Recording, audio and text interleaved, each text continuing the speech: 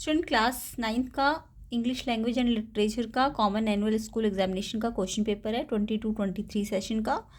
तो देखिए इसका जो सेक्शन ए है अनसीन पैसेज था। तो जिन बच्चों का एग्ज़ाम हो गया है वो प्लीज़ इसके आंसर्स मार्किंग स्कीम है उससे चेक कर लीजिए, और जिनका एग्ज़ाम अभी नहीं हुआ है उनको ये क्वेश्चन पेपर ढंग से कर लेना है। ठीक है, तो क्वेश्चन 1 आपका अनसीन पैसेज है, पहले तो ये आपको रीड कर लेना था। ये पूरा अनसीन पैसेज है। अब इसमें जो फर्स्ट क्वेश्चन है आपको पूछा था पर्पस ऑफ यूनेस्को, तो इसका ए ऑप्शन था highlight the richness of the world culture, या highlight the essential role of intercultural dialogue, या फिर दोनों ए एंड बी, या फिर डी ऑप्शन था prove the intrinsic value of culture and social cohesion. तो इसका आंसर आपका सी ऑप्शन करेक्ट है। ठीक है, सेकंड क्वेश्चन आपका था इसमें अनसीन पैसेज में the pandemic has proven the intrinsic value of the cultural and creative sector at general social cohesion. इसको पैराग्राफ 2 में आपको पूछा गया था। तो इसका आंसर आपका ऑप्शन डी है, the real worth of cultural and creative sector at generating social cohesion and educational resources during pandemic. तो क्वेश्चन नंबर 3 का जो आंसर है वो आपका डी ऑप्शन ही था, the cultural sector account for 3.1% of global GDP. तो जिन जिन बच्चों ने यही आंसर टिक किए हैं वो कमेंट बॉक्स में आंसर बताना कि मतलब कि आपने यही टिक किया है। फोर्थ जो क्वेश्चन था इसका, how can 17 sustainable development goals SDGs be achieved. तो इसका आंसर आपको लिखना था, देखिए इसकी मार्किंग स्कीम है। तो फर्स्ट का आंसर मैंने आपको बताया both A and B, D second का आंसर है, एंड थर्ड का डी है, the cultural sector account for 3.1% of global GDP. Fourth का आंसर में आपको ये लिखना था कि the 17 sustainable development goals can best be achieved by drawing upon the creative potential of the world diverse cultures and engaging in continuous dialogue to ensure that all member of society benefit from sustainable development. तो ये इस तरीके से आपको paragraph number दिया हुआ था question में, तो उसमें ढूंढना था क्वेश्चन नंबर 4। ठीक है, तो इन्होंने पूछा था कि कैसे सस्टेनेबल डेवलपमेंट को अचीव किया जा सकता है। तो ये तो आपका सोशल स्टडी में भी क्वेश्चन होता है ना। नेक्स्ट क्वेश्चन है आपका इसमें फिफ्थ क्वेश्चन है, dash is urgent and necessary for peace stability and development. तो इसका आंसर था आपका bridging the gap between cultures. ठीक है, सिक्स था आपका, which among the following option is not correct. तो आपको 4 ऑप्शंस गिवन थे, cultural diversity is a driving force of development,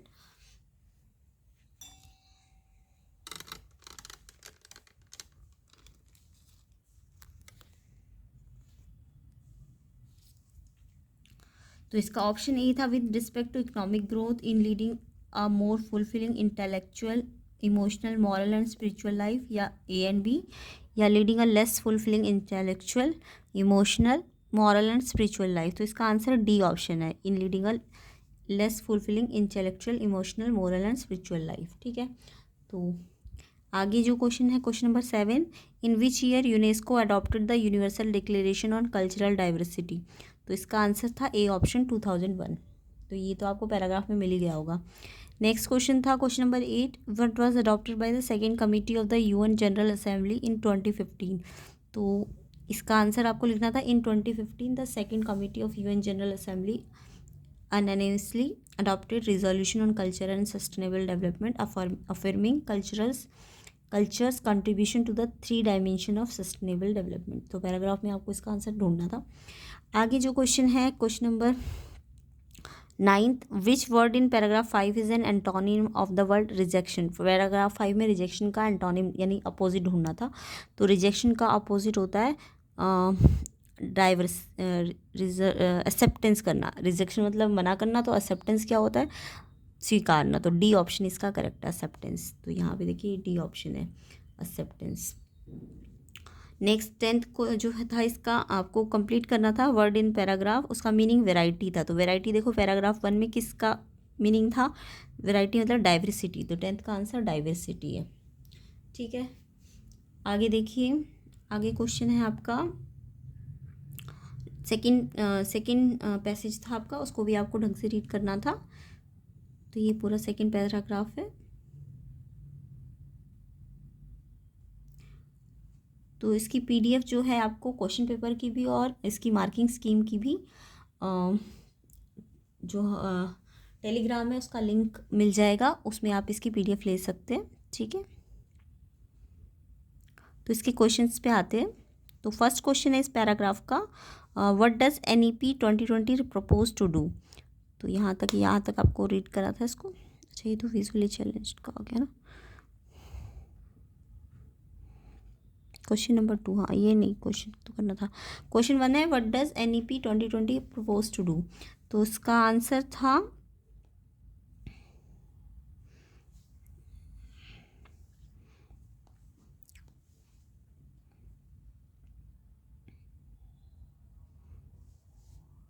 इसका ऑप्शन डी है, ऑल ऑफ द अबव। ठीक है, और इसके बाद क्वेश्चन 2 था, select the option that correspond to the meaning of the statement below according to the policy by 2025 at least 50% of learner through school and high education system shall have exposure to vocational education। तो इसका answer आपका second का C option है, minimum 50% learners have exposure to vocational education. तो C option इसका answer था। ठीक है, थर्ड था इसका, what is the aim of the national educational policy. तो इसका एम बताना था 2020 नेशनल एजुकेशन पॉलिसी का क्या एम है, किसके रिस्पेक्ट में, वोकेशनल एजुकेशन के रिस्पेक्ट में। तो इसका आंसर आपको लिखना था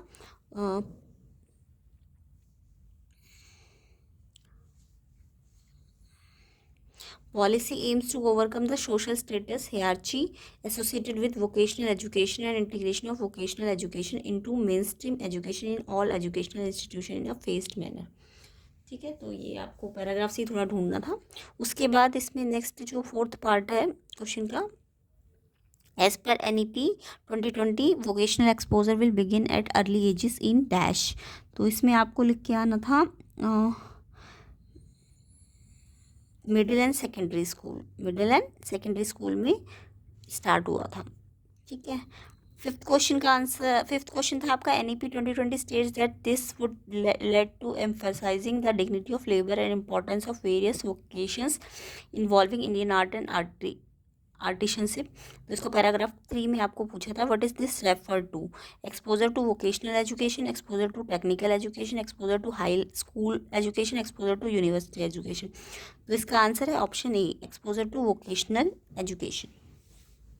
तो जिस बच्चे के सारे करेक्ट हैं तो वो आप कमेंट बॉक्स में लिख के भी बताना कि आपके कितने सही है कितने गलत है। ठीक है, 6th क्वेश्चन देख लेते हैं, complete the following analogy correctly with the word phrase from paragraph 3। तो रेशिज्म कंडेम के लिए यूज़ हुआ है, तो रिस्पेक्ट के लिए क्या यूज़ हुआ है पैराग्राफ 3 में, तो वहाँ पे डिग्निटी ऑफ लेबर मिलेगा आपको वर्ड, वो रिस्पेक्ट के लिए यूज़ हुआ है। उसके बाद नेक्स्ट क्वेश्चन है आपका,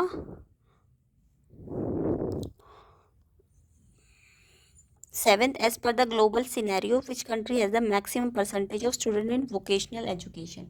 तो कौन सी कंट्री है जिसकी मैक्सिमम परसेंटेज है स्टूडेंट्स की वोकेशनल एजुकेशन में। तो इसका आंसर है साउथ कोरिया। तो जिन जिन बच्चों ने साउथ कोरिया लिखा है कमेंट में बताना। नेक्स्ट देखिए, 7th इसका 8th पार्ट है, secondary schools will collaborate with, किसके साथ कोलैबोरेट करते हैं, ओनली इंडस्ट्रियल ट्रेनिंग इंस्टीट्यूट्स के साथ, कि ओनली पॉलीटेक्निक्स के साथ, या ओनली लोकल इंडस्ट्री, या फिर industrial training institute, polytechnics and local industry, यानी सबके साथ, है ना। तो डी ऑप्शन इसका करेक्ट है। 9th क्वेश्चन है, as per the global scenario which 2 countries have almost equal percentage of student in vocational education. तो कौन सी कंट्रीज़ है दो जिनको इक्वल परसेंटेज मिलती है वोकेशनल एजुकेशन में। ठीक है, तो ये 2 कंट्री है, डेनमार्क और USA। तो यहाँ तक सबका यही आंसर है। तो ये इसकी मार्किंग स्कीम है, तो ये आंसर की है एक तरह से ऑफिशियल। तो यहाँ से आप अपने आंसर चेक कर सकते हैं।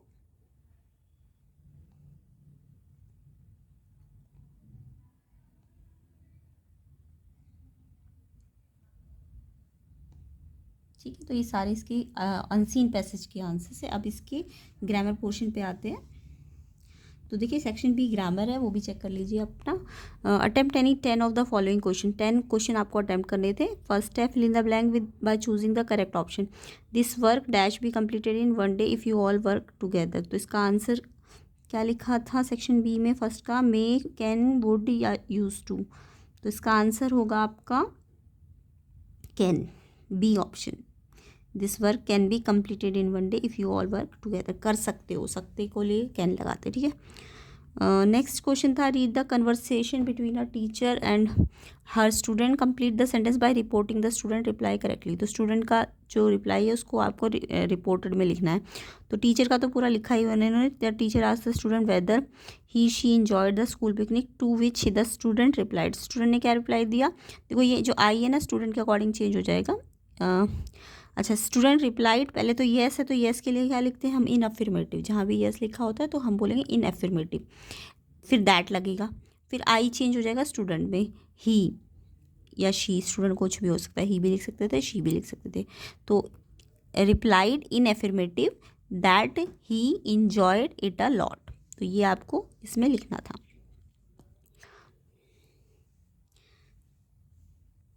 ठीक है, तो ये सेकंड का आंसर था in affirmative that he she had enjoyed it a lot. Third का जो आंसर है आपका,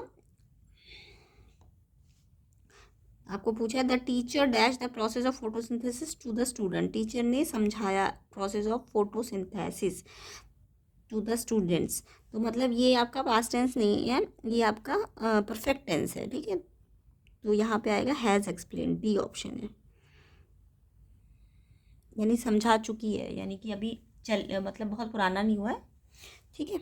तो has explain, D option. Fourth question है read the conversation between two friend and complete the sentence. Sapna ने कहा at what time did you get up, Parag ने कहा I got up at 6 AM। सपना ने पूछा, अब इसको आपको फिर से वही नरेशन टाइप ही है। सपना ने पूछा asked Parag eight what time what he had got up. सपना की लाइन तो लिख दी, पराग की आपको लिखनी थी। पराग रिप्लाइड, दैट लगा दिया इन्होंने, तो आई बदल जाएगा ही में, ही, और गॉट का हो जाएगा हैड गॉट, ठीक है। गॉट ऑलरेडी वर्ब की सेकंड फॉर्म है तो आपको इसको परफेक्ट टेंस में ले जाना है, तो हैड गॉट हो जाएगा, had got up at 6 AM।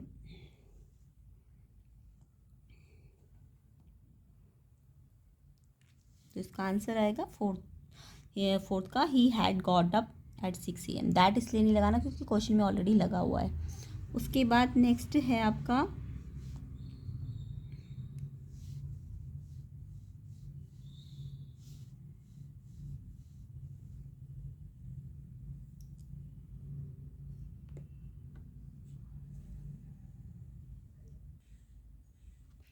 तो देखिए यहाँ पे आपको एरर छांटनी है। तो इसमें से ABCD ऑप्शन में से कौन सा इन्होंने करेक्ट चूज़ करके लिखा है। तो स्टेटमेंट है in olden days people use to travel by bullock cart. तो देखो यूज टू के बाद कभी भी पास्ट फॉर्म नहीं आती, ये ध्यान रखना। तो देखिए ट्रैवल्ड कभी भी टू के साथ नहीं आता, फर्स्ट फॉर्म आती है। तो यहाँ पे ट्रैवल्ड गलत लिखा हुआ, ट्रैवल होना चाहिए था। तो डी ऑप्शन इसका करेक्ट होगा। आगे नेक्स्ट क्वेश्चन है Sulekha is about to dash left for the railway station as she has to catch an early morning train. तो यहाँ पे लेफ्ट नहीं आना, लीव आना है, क्योंकि ये पास्ट टेंस में है ना, अर्ली मॉर्निंग ट्रेन। तो यहाँ पे उसे ये प्रेजेंट टेंस में अर्ली मॉर्निंग ट्रेन में उसे कैच करना है ना। तो लेफ्ट तो पास्ट टेंस हो गया, तो लीव आएगा यहाँ पे, लेफ्ट का प्रेजेंट फॉर्म लीव, LEAVE, ठीक है। उसके बाद फिर से रिपोर्ट वाला क्वेश्चन था 7th क्वेश्चन। इसमें आपको डायलॉग बताने थे मदर एंड हर सन के। मदर ने बोला where are you going, Suraj ने कहा I am going to attend a seminar. तो mother asked Suraj where he was going, Suraj replied that के बाद देखो आई वही है कि ही में चेंज हो जाएगा, ही एम का वॉज बन जाएगा, ठीक है। एम का क्या बन जाएगा, वॉज, पास्ट टेंस में है ना। He was going to attend a seminar.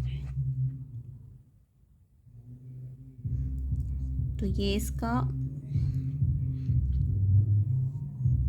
He had got up at 6 AM, travel का ट्रैवल, लीव, और he was going to attend a seminar. उसके बाद आपको क्वेश्चन में एरर हटनी थी, education affect the chances of employment for people. तो यहाँ पे अफेक्ट देखो गलत लिखा हुआ है, अफेक्ट्स आएगा, एजुकेशन सिंगुलर है ना तो अफेक्ट्स आएगा, ठीक है। आगे देखिए question number 9, fill in the blank by choosing the correct option. We dash respect all the culture, हमें रिस्पेक्ट करनी चाहिए कल्चर की, तो ये तो हमारे लिए रूल्स है ना, तो वी शुड रिस्पेक्ट, तो शुड आएगा यहाँ पे डी ऑप्शन। उसके बाद 10th है, Monica share some information with Aftab about a vacation in Paris, report Aftab question, did you enjoy travelling by air, तो इसको रिपोर्ट करना था। तो रिपोर्ट में हम क्या करते हैं, आफ्ताब पूछ रहा है ना मोनिका से, आफ्ताब ने कुछ क्वेश्चन पूछा है, तो आफ्ताब आस्क्ड मोनिका इफ़ या वेदर लग जाता है जब आस्क्ड होता है, तो she had enjoyed travelling by air, तो यू मोनिका के लिए चेंज हो जाएगा शी, और डिड लगाए तो हैड हो जाएगा enjoyed travelling by air. 11th है, they dash fight over petty issues, तो वो लड़ते हैं छोटे छोटे इश्यूज़ पे, तो यहाँ पे आएगा they are fighting, B option है इसका। Identify error, the luggage is missed from the flight, तो लगेज मिस्ड हो गई फ्लाइट से, तो यानी कि ये तो आपका क्या है, इज़ है, तो मिस्ड नहीं आना चाहिए ना, मिसिंग आना चाहिए, तो मिस्ड की जगह मिसिंग लिखोगे। आगे के जो सेक्शन बी के क्वेश्चंस है वो हम नेक्स्ट पार्ट में करेंगे, सेक्शन बी के और सेक्शन सी के, ठीक है। तो इसकी क्वेश्चन पेपर का पीडीएफ भी आपको मिल जाएगा डिस्क्रिप्शन में लिंक में टेलीग्राम के, और जो इसकी मार्किंग स्कीम है इसका भी पूरा क्वेश्चन का आंसर आपको मिल जाएंगे, ठीक है। तो सेकंड पार्ट में आप इसको सेक्शन बी और सी देख लेना। तो सेक्शन बी हमने कवर कर लिया, ये हमारा सेक्शन बी है। अब सेक्शन सी, जो सेक्शन बी क्रिएटिव पार्ट है वो हम नेक्स्ट पार्ट में करेंगे। बाकी कमेंट में बताना कितने अभी तक सही किया आपने, कितने आपकी गलत है। वीडियो को शेयर कर देना, चैनल को सब्सक्राइब कर देना।